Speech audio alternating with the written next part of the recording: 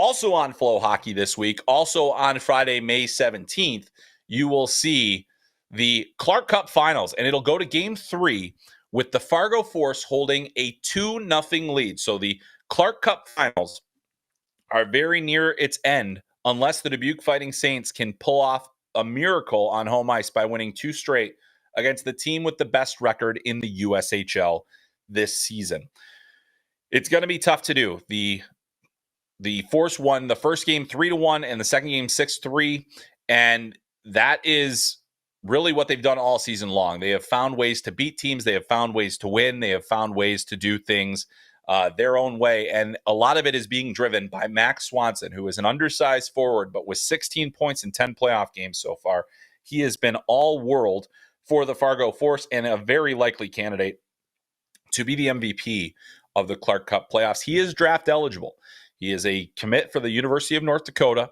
But again, as a smaller forward, he's had a lot to prove to NHL scouts. But you look at the production, you look at what he's done, and then in the toughest time of the year, he's played some of his best hockey. I think that this is a guy that's definitely worth a late round stab from a team, because otherwise, eventually you might try to sign him as a college free agent. And, undersized players are going to always have to prove it a lot more.